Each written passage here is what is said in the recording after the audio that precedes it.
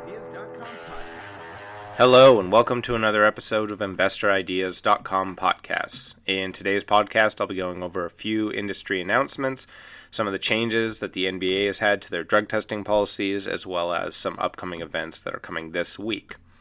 So for announcements, starting with MediPharm Labs Corporation, trading on the TSX as Labs and the OTCQX as MEDIF, as well as Vivo Cannabis Incorporated, trading on the TSX as Vivo and the OTCQX as VVCIF, have announced the completion of the previously announced plan of arrangement under Section 192 of the Canada Business Corporations Act, pursuant to which MediPharm has acquired all of the issued and outstanding common shares of Vivo in an all-equity business combination transaction which was effective on April 1st. The arrangement combines two highly complementary businesses which will create a unique and market-differentiating international cannabis market leader, supposedly. So some of the key transaction highlights will include the acquisition of Vivo, which will add the established Australian and German medical cannabis brand Beacon Medical, through Canna Farms, which was the first licensed producer in British Columbia, and its medical sales channel, Canna Farms Medical, which has supported over 60,000 patients since 2014. Following the arrangement, the platform will provide patients with a more diverse product portfolio that includes existing MediPharm products. We're also going to see that the company will be covering European and Asia-Pacific markets through the established revenue-generating agreements. The Vivo Napanee, Ontario facility is EU GMP certified, and the MediPharm Barrie, Ontario facility is GMP certified. Commenting on this, we're very excited to be starting a new chapter in the evolution of MediPharm Labs. Vivo is a strong cultural fit and a great strategic fit.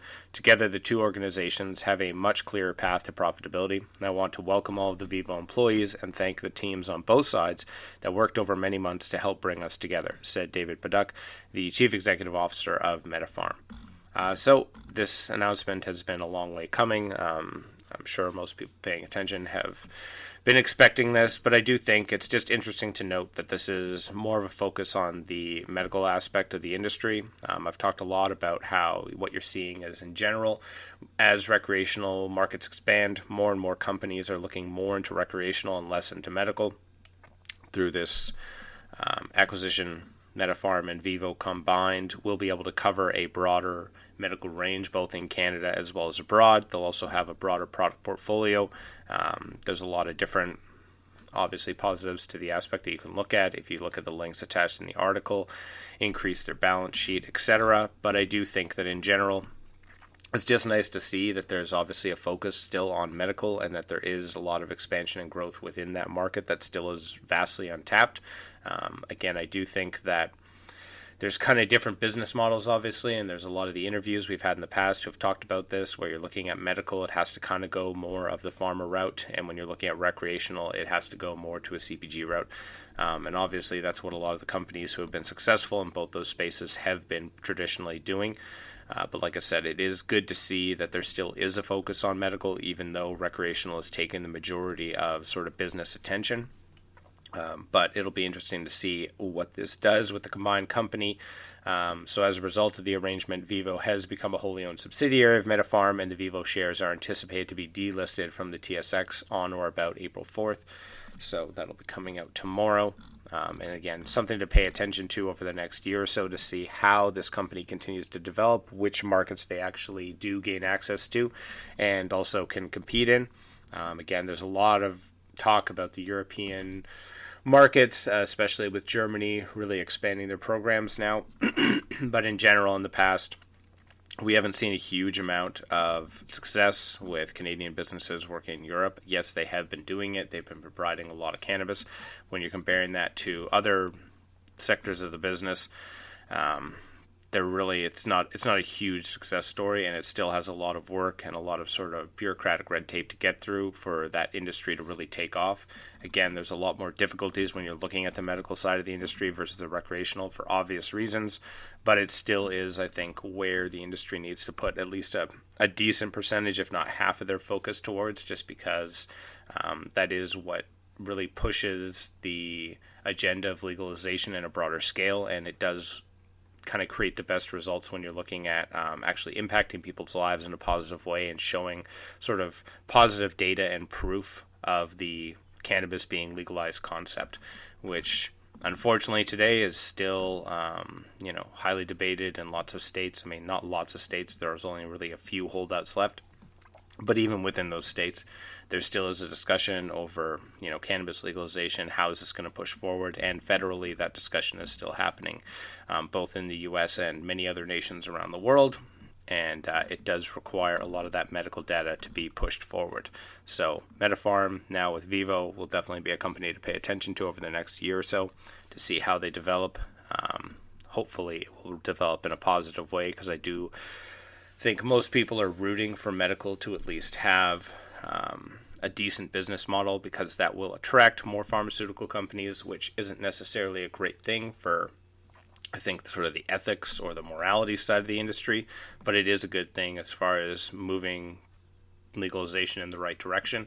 And if you don't have the support of sort of the pharma industry broadly, then it's never really going to happen on a large-scale medical scale, which I think is what people want long-term, is to have the option of going to really any medical center around the world and being able to get prescription cannabis. Moving away from the medical side of the industry and straight into the recreational side, obviously 420 is coming up this month, so companies are already getting ready for it. KIva Confections, California's market leader in premium award-winning cannabis edibles, recently announced a partnership with the iconic burger chain Fatburger for this coming 420 holiday season to release a limited edition cannabis-infused Kiva and Fatburger ketchup. Now, the first of its kind cannabis ketchup will be available for a limited time only beginning April 6 at participating Artist Tree and Sweet Flowers, Los Angeles locations, and it encourages consumers to heighten their favorite munchies. Fatburger's famous burgers and french fries, while furthering Kiva's mission to continue the conversation around cannabis normalization in California and beyond. Now, the partnership between the two nationally recognized brands supports the increased interest around cannabis. Currently, recreational cannabis sales continue to grow in over 20 states across the U.S., and the number of cannabis users in the country is predicted to reach nearly 71 million users by 2030. As the market leader in cannabis edibles, we're thrilled to continue pioneering innovative yet everyday products that pave the way for cannabis normalization, commented Christy Palmer, co-founder of KIva Confections.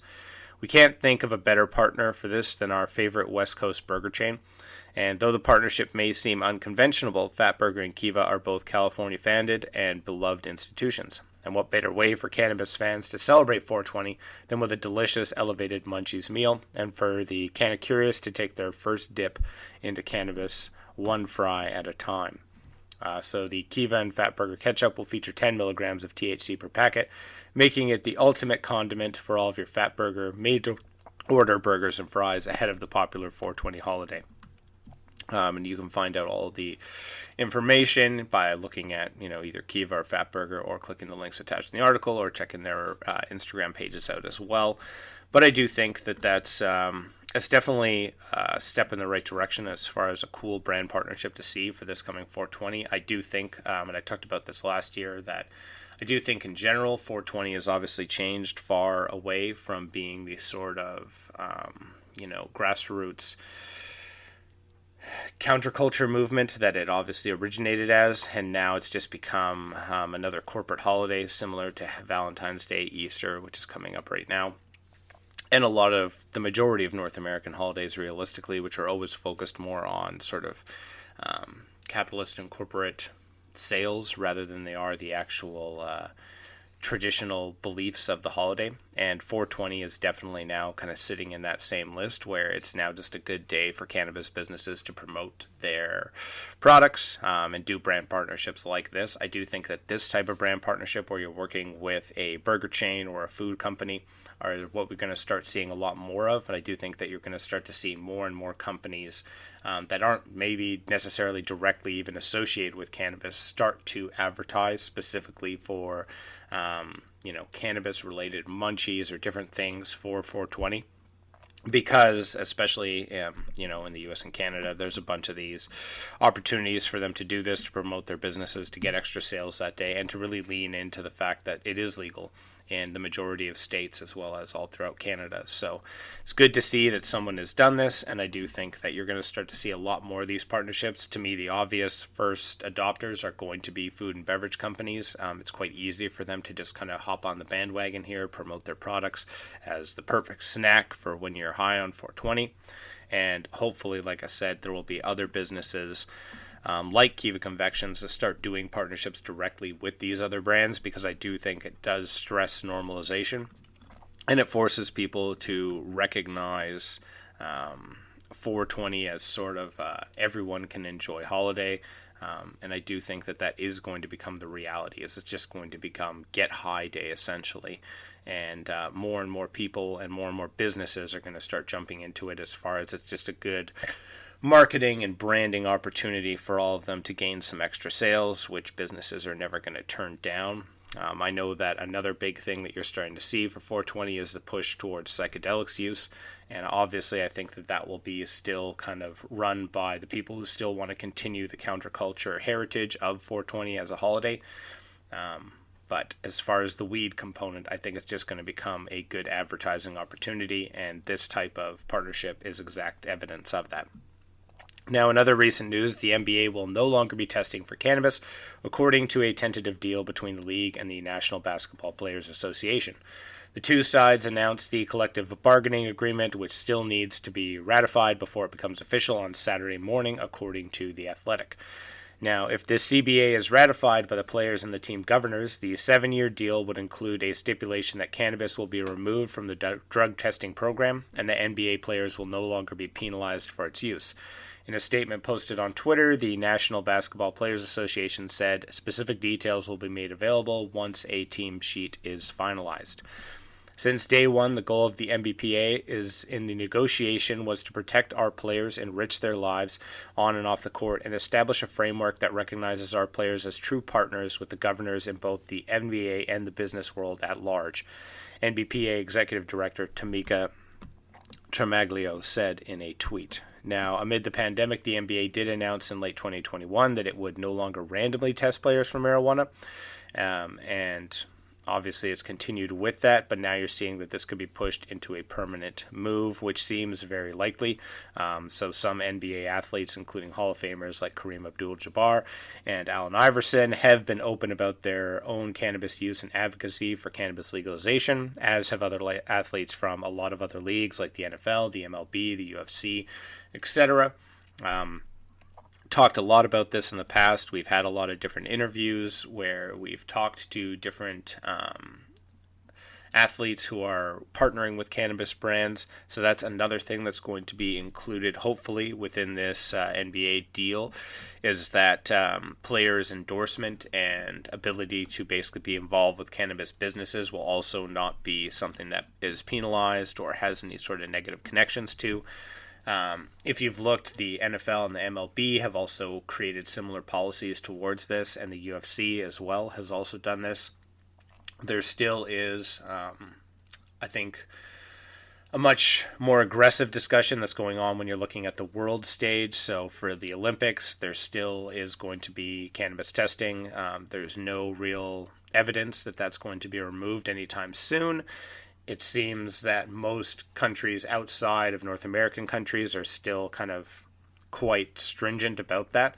And that is why, obviously, you want European countries as well as other countries around the world to start pushing for medical cannabis options or recreational options within their country, because that's the only way you're going to see the cannabis drug testing policy change for the Olympics and for global events as well.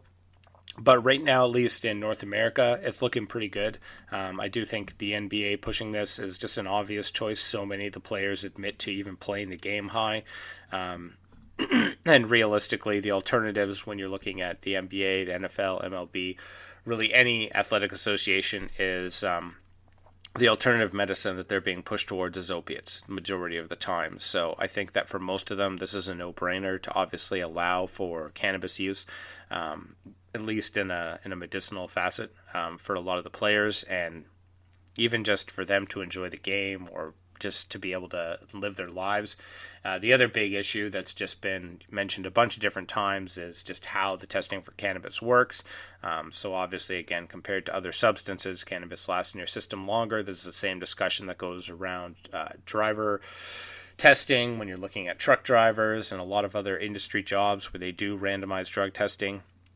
It's a very unfair comparison with cannabis and other substances. So I think that's another reason why a lot of these sports organizations are looking at removing it from any of their testing regimens. But definitely is a good sign for this season. And moving forward, I think that it'll be very beneficial. And hopefully what you'll see is to start to see, similar to what I was talking about with KIva and Fatburger, is hopefully more NBA players being involved with cannabis businesses. You'll start to see more advertising that leaks into NBA programming eventually. There was Super Bowl ads in the past years that had cannabis ads with them. And it's still a minor side of the industry, but I do think in general it's pushing things to a more normal level. Again, Twitter is allowing cannabis businesses to advertise. So I think the biggest thing that we're starting to see now is potentially a world where cannabis businesses can advertise toe-to-toe with alcohol businesses, which has been one of the biggest complaints about the industry since day one, is that with cannabis companies, they're kind of treated like this monster company where they're not allowed to advertise or promote or sort of push their brand in any realistic way. And now you're starting to see that as more organizations realize, or are kind of forced to realize that they can't keep fighting this anymore, that this is an inevitability, not an if, it's a when. And I think enough businesses have seen the writing on the wall that they're now starting to at least endorse this in small ways. So I think the next thing to start looking for from the NBA and from a lot of the different sports associations, well, it's going to be once you start to see real advertising come into play. Again, there already are a small, I would say maybe a growing number of players who have endorsement deals with different cannabis brands, but that again hasn't really been pumped within their actual associations that they're attached to. So that'll be the next big step, hopefully, and the NBA is definitely one to watch in the next year or so. And finally, in upcoming events, the Sequire Cannabis and Psychedelic Conference, which is a free virtual event, will be hosted on Wednesday, April 5th from 10 a.m. to 4 p.m. Eastern Time. It will be featuring speakers from the industry's top companies in cannabis, CBD, and psychedelic space, along with keynotes and more. So you can register today. You can click the link attached in the article or visit the website for Sequire Cannabis and Psychedelics Conference. Some of the companies that will be attending will be Numinous Wellness Incorporated, trading on the TSX as NUMI, Red Light Holland, trading on the OTC as TRUFF, Mindset Pharma, trading on the CSE as MSET, Next Leaf Solutions, trading on the CSE as Oils, Clever Leaves, trading on the NASDAQ as CLVR, High Tide Incorporated, trading on the NASDAQ as HITI, and Silo Pharma, trading on the NASDAQ as Silo. So definitely something to check out this Wednesday, again from 10 a.m. to 4 p.m. Eastern Time, and it is a free virtual event that you can register for now by checking out Sequire Cannabis and Psychedelic Conference. That's all for today's podcast. Enjoy the rest of your day. That's all for today's podcast. Podcast is now a certified word trademark on the blockchain through Cognate Incorporated CM certification. InvestorIdeas.com podcasts are also available on iTunes, Spotify, Google Play Music, Stitcher, iHeartRadio, Spreaker, and TuneIn. If you'd like to be a guest or sponsor of this podcast, please contact InvestorIdeas.com. Investor Ideas reminds all listeners to read our disclaimers and disclosures on the InvestorIdeas.com website, and this podcast is not an endorsement to buy products or services or securities. Investors are reminded that all investments involve risk and possible loss of investment. Investor Ideas does not condone the use of cannabis except where permissible by law. Our site does not possess, distribute, or sell cannabis products.